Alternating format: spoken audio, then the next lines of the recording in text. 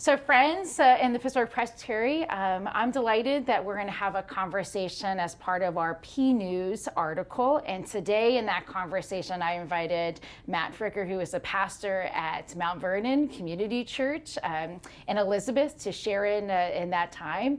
And I want to share a little bit about how that all came together. So a few weeks ago, I had an off Sunday, which meant I wasn't assigned anywhere. I wasn't going to be preaching in a particular place. And so Mount Vernon is really close to my house. It's 20 minutes. And I said, Matt, I have a free Sunday. I'd love to come and worship with the folks in Mount Vernon. And so I was there on that particular Sunday a few weeks ago. The day before, we all got news of the bombing campaign that started in Iran by the United States government. And so that was this unsettling, it was shocking, and we're still kind of processing what does it mean for us in that day. And what I was so impressed what Matt did was he began worship, but also acknowledging what was transpiring halfway around the world and through the bombing campaign that had begun in Iran. And Matt provides a really unique experience and perspective in that because Matt is also a veteran of the Iraq War. And so he was able to speak in a sense of how do you understand what's happening in terms of the gospel message of peace, and also in his nuanced perspective as a veteran himself. And so I wanted to plumb a little deeper about that, about those comments and about the way in which you approach that and leading your congregation, and a congregation that is much like many of our congregations. How do we hear the news of this? How do we understand it as Christians? How do we understand it as people who follow after Jesus, who came to bring about peace? My peace I leave to you, in the Gospel of John. What does that mean for us to be peacemakers in the light of this war that is happening around us? And so I invited Matt to share a little bit about his experience, and I hope that might provide a helpful perspective for our preachers in the pulpit and those of you who are in the pews, particularly as we get ready to celebrate Holy Week. And so Matt, to begin, if you could just share a little bit about your time of service in the armed forces, and also then as your call as a pastor, particularly at Mount Vernon. Sure. Well, I served 8 years in the United States Army. I was in Iraq from November 2003 to April of 2005, attached to 1st Cavalry Division. I still go back there. The last time I was there was just pre-COVID, 2019, trying to form relationships and partnerships with the Reformed churches in Iraq. Okay. And I do that through the Iraqi Partnership Network that I'm part of. And even this war in Iran has very difficult reverberations that we can talk about in a little bit, about what that even means for Iraqis or people in Jordan, Syria, Lebanon. So I was a soldier in Iraq, and when I got out, I became a cartographer. I went to school for cartography, and I always say, if this is the 1500s, Pastor Map Maker, I'm like Taylor Swift. Nowadays, yes. Nobody knows me, but I've been lucky enough to serve churches in San Antonio and in Bethel Park, and now in Elizabeth. And it's been a blessing to be able to do that. Yeah, thanks, Matt, for doing that. So I wanted to ask a few questions as part of our time together, and hopefully it might be helpful for our churches and our pastors too. Can you share a little bit about what it's like for you personally to inhabit these two roles of being a veteran and as a pastor? And how do those experiences shape your understanding of the world, and how you interpret moments like this that we are living in, and even how you show up in the pulpit and as you do your ministry among your people? Yeah, and I meant to preface, veterans, like any other group, we're not a monolith. So I will just share my experience and how I feel and how God has led me through this time. The reality is the tension never leaves you. It's something you just kind of learn to carry. And when you're experiencing war firsthand, it's never in an abstract, okay? You watched it in real time. You felt the reverberations of mortars and IEDs. You lose friends. You have such community and purpose in the service. You don't fight for anybody else. You fight for your brothers and sisters. And the loss there is real. It's a weight that never really gets lifted. It's something that you just have to try to live with. But as a pastor, I'm called to stand in a different kind of space, one of hope, of truth-telling, and hopefully pointing people to Christ. And that's the overlap that I have, at least in my life. And so war is never simple. You know, I'm always cautious of simple answers to complex things. So in the pulpit, I try to hold these two realities at the same time. One is honoring our men and women who served and sacrificed for freedom. And also holding that there's deep brokenness in what war reveals in our world. It shapes how I see moments like this. You know, they're not headlines. They're human stories, and in turn, God's story. And it shapes how I preach. I don't preach with certainty about politics, but I try to speak with clarity to the gospel. Yeah, that's really great. I think one of the things you've talked a little bit in our pre-conversation is that you've spent some time wrestling with those identities through a process you've called like active reconciliation.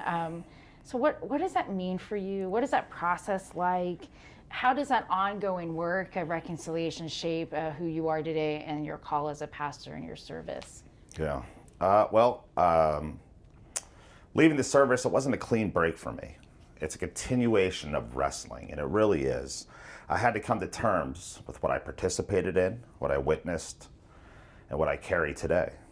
And that process is ongoing. So for reconciliation for me has meant bringing these experiences before God, not hiding them, not justifying them, but offering them to Jesus. It's meant learning to receive grace as not an abstract idea, but something that I desperately, desperately needed. It's meant seeking reconciliation beyond myself, being attentive to the ways that war fractures nations, souls, communities, and even our understanding of who is the other.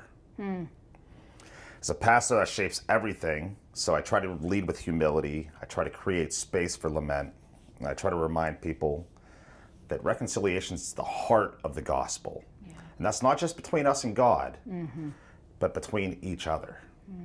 And so that while we need to reconcile with God, our shortcomings, the things I had to do or did do, I also have to recognize that God wants us to reconcile with each other. So it's been a process that has been not only a one and done, right? But I love the way you say active. It's actively turning things over and finding those moments where what else in my heart needs turned over, and what else in my openness to my neighbor needs to be turned over, and the way that then shapes the way you care for your people, but also helps you articulate clearly. You said with clarity of the gospel, like the gospel calls us to this constant sense of reconciliation to the work of Jesus on the cross, to the peace that Jesus initiates for us, makes possible, and it's just opening ourselves up to that. In some ways, it means that we have to be less certain. Absolutely. Right? Yeah. Yeah, reconciliation is a continuation. I think that's great. Like anything with God, you know, it's not these aren't concepts we like possess, right? They're like verbs, they're actions. Yeah. You know, like I have faith in Jesus. Well, I'm done. You know, right. It's like, oh, I reconciled. Reconciliation is a constant process, especially when we talk about like the ripple effect of what war actually does in all aspects of life. Right. Yeah, and that's a great way to segue the question Thanks. about that ripple effects of war. Like, what does that look like for you? I mean, I think for the average person is that we are so distant from it. Iran is so far away from the United States, we think, right? We also live in a time where there is more electronic, automated sense of war. And when we were preparing, you were saying that, you know, you could be someplace in the United States and push a button and a missile is launched. You know, so there's increasingly more distant approach to war, which I'm thinking about Brian Stevenson, who wrote talking about the being proximate to things, and how that, in his book Just Mercy, like we become more merciful, we become more understanding because we're proximate. And I think having this distance from war makes us apathetic. It makes us not understanding just how horrific war is, and all of the multiple dimensions that an event will ripple out to the population, and so much more. So can you talk a little bit for that, so folks might understand just the nature of that? Yeah, I think you're right. Like, what is our complicity in this war? That's a hard question. Many of us would think maybe not at all. We see the TV, we see the explosions and the things falling apart. What we don't see is the veterans who take their own lives coming home. We don't see the family struggling when a veteran comes back and is a completely changed and different human being. We don't see the struggle from the children, from the wife, the moral injuries, the questions that they have to ask themselves about what was lost and what have I taken from others. War doesn't end when it's declared. It echoes. I wish we would sit in that reality a little bit more. I'll talk just simply about Iraq. There was estimated 5 to 6 million displaced people. Okay, that's almost half of the population of Pennsylvania.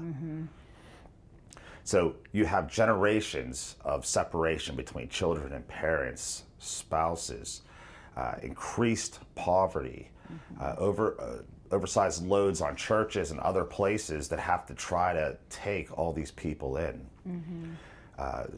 What it does economically to people like the Yazidi people, if you've never heard of the Yazidi people or northern Iraq, the Iraqi fighting force, it was very diminished, and ISIS or ISIL or Daesh, whatever people are comfortable with calling this group, terrorized, took sex slaves, just destroyed almost an entire community of people. And all of this, I have a friend in Iraq now, his wife has cancer. He's scared to take her to the hospital because it could be targeted in a strike. And the thing is, these go on for generations. Generations. Yeah, the trauma is extended from not just located in this particular time set, but over and over and over again. What do you think right now, for people to understand, what do you see as the ripples that are happening right now in Iran, and as the campaign continues to go on? What do you see in the midst right now? Like, what do you see in that? Yeah, I mean, we've talked about personally of like things like where the war stands now without boots on the ground. Yeah. What does that mean for the guy who's sitting in a box in Georgia that pushes a button that sends a missile and destroys a building? Right. And then he walks home and has dinner with his children. What does that do spiritually, emotionally to that person? And then we looked at places like Iraq and Iran. If your home's destroyed, or numerous homes are destroyed, where do you work? How do you get money? Where do you go? We think displaced people, like I saw as Christians were kicked out of Mosul and they walked to Erbil, hundreds of miles. And what do you carry in a desert? If I had to carry 2 gallons of water up these steps, I would need at least 3 breaks. Right, right, yeah. Let alone some toys for your children, some keepsakes. And now you've completely removed these people from everything they've known, and doubled the population of another area. And now there's not enough work, not enough space to live, not enough resources. And what kind of reverberates from those kind of things? It'll take us generations to get people back to simply where they were. Now, I'm not as naive to think, because I think sometimes I don't trust in God enough, in the sense that when I see evil people committing violence, Saddam Hussein was an evil dictator. They raped, they murdered, he gassed the Kurdish people in the north. And it's hard for us to imagine in our earthly bodies, how do we stop such evil violence without using violence? Right. And sometimes I wonder for myself if it's not a trust issue, because I can't conceptualize a way to stop somebody doing that. Without meeting force and strength. Without force and strength, right? Right. Yeah. Right. And so that is a disquietness, like an unsettledness in the spirit. And I wonder whether even right now it's just like if there's anything we can do is to recognize that unsettledness. Like there are no simple answers to this. No. And there are real people hurting, and it's generational, and it'll be magnified if the campaign is 6 weeks. It'll be magnified years after that. So just to sit with that kind of uneasiness, how have you done that? How can you help other people process about sitting in that unease? I think it's holy work. That's why I'm curious, because I think when we sit with something that's discomforted, Scripture tells us to comfort the afflicted and inflict the comfortable. So some like us who are the comfortable right now, how can we be living that affliction to see the pain and the agony and the violence that is enacted in our neighbor? Yeah, I would start with empathy, right? Like recognizing what is actually happening, what we're doing, the things we just talked about, both to our soldiers and to their people, including children. Right. Yeah. That we are going to completely uproot and really damage the future of what that child is. So we first have to understand it's not just a building crumbling to the ground. It's lives, it's children of God. It's peace. We are disrupting what God has set before us and made holy. We are destroying.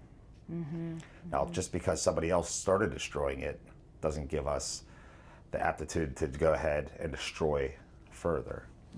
Yeah, that's helpful. But, I think the more we can understand others' plights, the sooner we'll be able to get to reconciliation. Like, we need to know the need to reconcile. It's a weight that I will probably carry with me my whole life.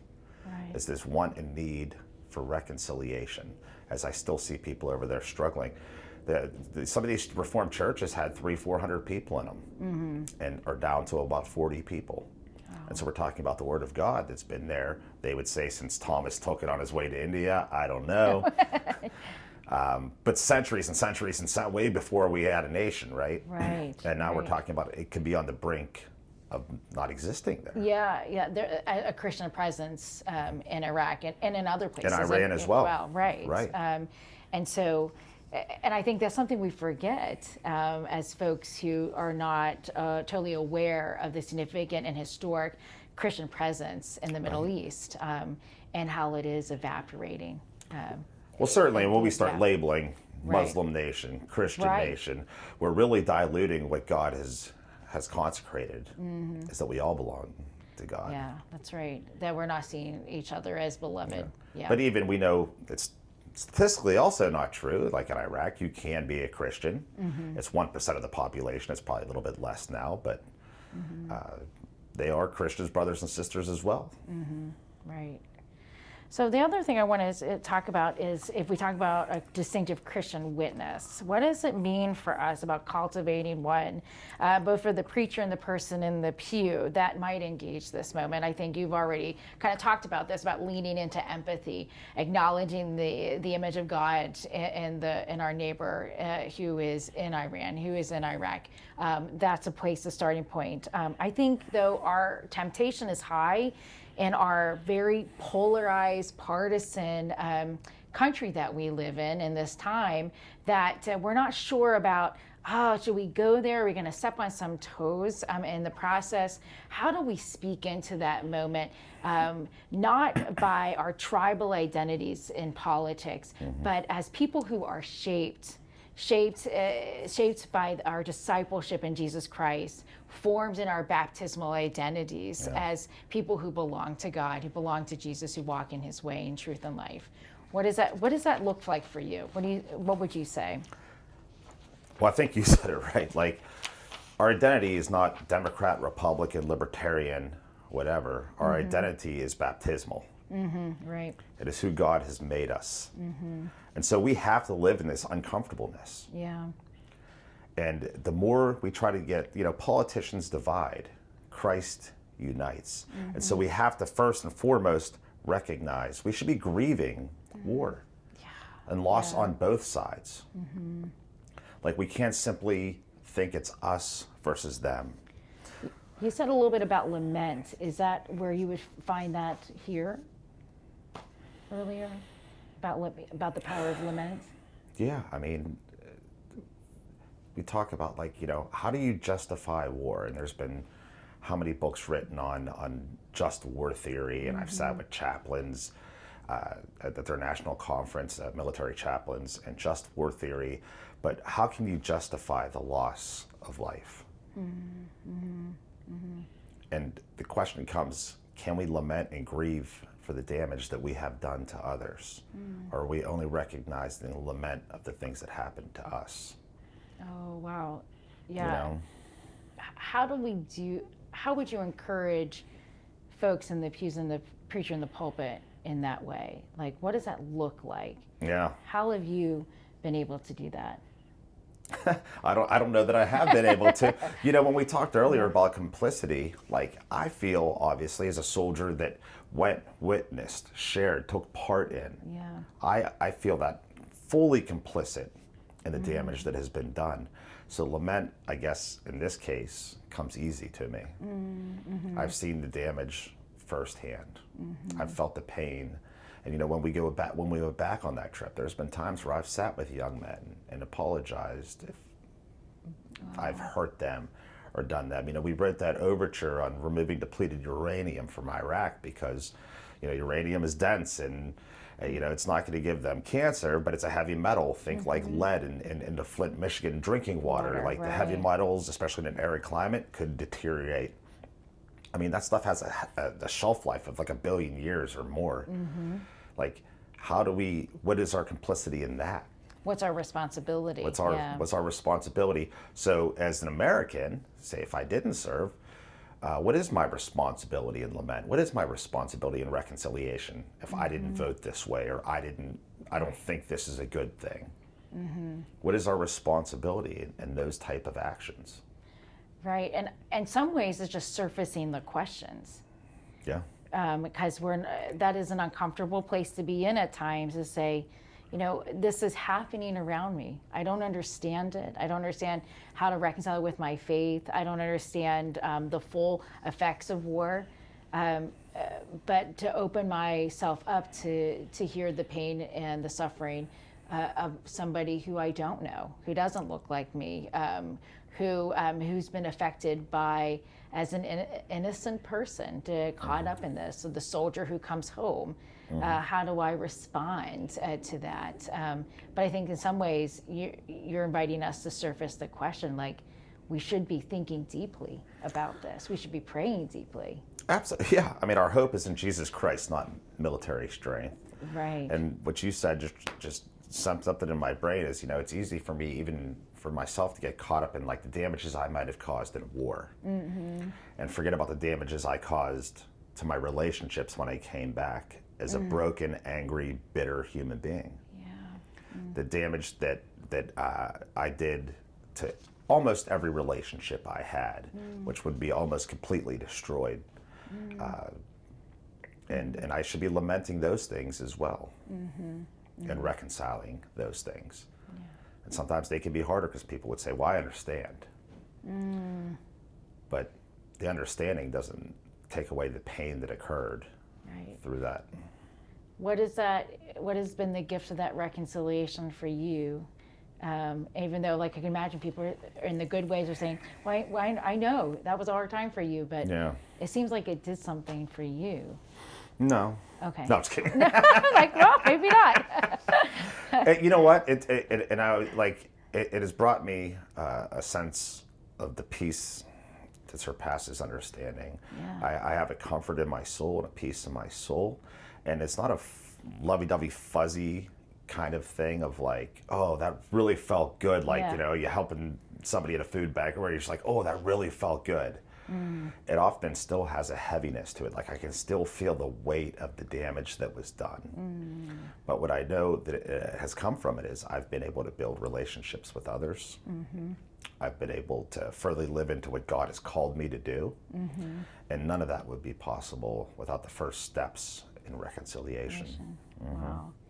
That's such a really wonderful testimony. And I think in some ways we think of it like everything has to be this big splash. Yeah.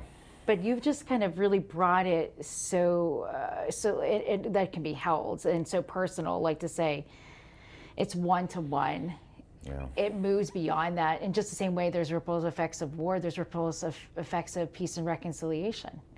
And we would want to be on that side of it. Even something that seems so small has profound effect and impact. Yeah, and I would give the example of, one of the pastors in Iraq hugged me and forgave me. And if I had 100 pounds on my shoulder, it felt like he took off 50. 50 of it, yeah. So the burden did feel lighter, but it's still a burden that I'm going to carry with me. And I don't know how we get rid of that, I guess that's the promise that Jesus has for us. There will be this time where there's no pain and suffering, and there's no crying, no mourning. Yeah, we'll be embodied. We'll have our scars like he had on us. We'll have our mental and physical scars. They just won't hurt anymore. Right. And so how can I, in this world, ever feel like I could ever do enough that would take away the pain I caused? I doubt that I could. But it, I guess, numbs it. It's probably a bad answer, but it's how it feels. Yeah. I appreciate that. It's a heaviness, even if it's it's lightened. And thanks for sharing that, Matt. So I think the other thing I want to talk about is that we are now 4 weeks into this war with Iran, conflict with Iran. I know there's ways that they're labeling. But we also know that as we are getting ready to lead up to Holy Week, we're getting ready to have Palm Sunday. Folks are getting their palms figured out. They're going to begin their services with a processional welcoming Jesus. Jesus enters into the city of Jerusalem, and in Matthew's text, there's a sense of there's sense of fear and trepidation. What's going to happen here? Even though there is this shouts of joy and acclamation, and I think about how do we understand this season as we get closer to this holiest of week, to say, what does it mean for us, for Jesus to enter into this time? Where do we see Jesus needing to enter in to our own kinds of Holy Week reality, of knowing that we'll head to the cross, knowing that we'll head to a place of suffering and brokenness, and what might we wrestle with that in terms of how we're in this shadow of this military campaign and of war that is around us? Is there a message there that we can speak into and people who follow after Jesus this week? Yeah. You came to my church, you clearly didn't hear the sermon. He comes on a donkey, not a war horse. Right. The expectations are flipped. Jesus could have came and conquered through violence, but he chose to absorb it instead. He didn't destroy his enemies, he died for his enemies. And in a world like Iran, where there's bombs falling and there's fires burning, that actually matters. Yeah. It matters a lot because it reminds us that God is not absent from suffering. God entered into suffering. Right. Jesus walks at the center of human violence and refuses to return it in kind. And so often, where is Jesus in the midst of this turmoil? We know he walks with those who are suffering. He's holding the children in the rubble. Yeah. He's sitting with the women in fear and the men thinking they're defending their homeland. So where is Jesus in our present reality in the midst of war? He's entering where there's suffering, where there's fear, and he's in the midst of this machinery of violence. Yeah. And so as we think about bombing land or buildings, we're actually bombing a place where Jesus is walking with people in the midst of suffering. So that speaks to that there is no place in which God's presence will not enter in, right? I would think so, yeah. And the fullness of the cross tells us so. That if Jesus did not even take away the sense of the extreme brokenness, despair, the almost close to victory of death at the cross, then that compels us to know that even in the most profound sense of suffering, that is where Jesus shows up, that Jesus enters into those places. Okay. And if that is the case, what do we take as people who follow this Jesus to the cross? What does that do for us? What does that mean for us as the people who try to be faithful? Yeah, those are great questions. We have such human reactions to especially primal things like violence and fear. But if we were to follow Jesus, Jesus, that's costly love. Yeah. And so when we talk about having these conversations, they can be costly. They will be uncomfortable. Yeah. But if we're truly going to follow Jesus, we have to follow him in every aspect. And he's one that entered into suffering, the one that sought peacekeeping. It called us to be peacemakers, not peacekeepers, but peacemakers, actively seeking peace and reconciliation. And so I think that's the work that is left before us. That's the work of the cross. Is that where you find hope? Yeah, I would hope so. I don't want to get fired. So, of course, that's where. Yeah, right. I mean, Jay, that's the whole thing. That's not only where I find hope. I would hope that it's where everybody finds hope. That this is the Savior we have, and because of that, we have hope, and we should follow him to the cross. So, in the midst of the chaos and confusion, headlines, all of those things. If we could do anything, we just follow Jesus. Right, but it has to be the Jesus of the gospel, right? It's the one that rides on the donkey and not the war horse. Right, yeah. You know, I think that story really illustrates that sometimes we get our wires crossed and Jesus kind of becomes a mishmash of what's in the gospels, what our principles are, things that affect us, and that's not who Jesus was. I often wonder, like, would I recognize Jesus if he came back? Right. You know, because I would probably have expectations, and it wouldn't be like lowly on a donkey in the Middle East. Right. It would probably be my vision of him, this big, large, powerful, almost, take control kind of thing. And Jesus constantly is changing that expectation. And so when I said earlier, like, I can't conceptualize how to stop evil people inflicting violence, Jesus can. And so, we'll give a safe one. How do we stop Hitler? Should we have just stayed back, The thing is, we've never, ever tried to stop violence through peacemaking in the name of Jesus Christ. We're always too fearful it won't be enough. It won't be enough, yeah. Yeah, and that is our human tendency, right? And so we're always looking for ways to exert our own sense of control. Right, right.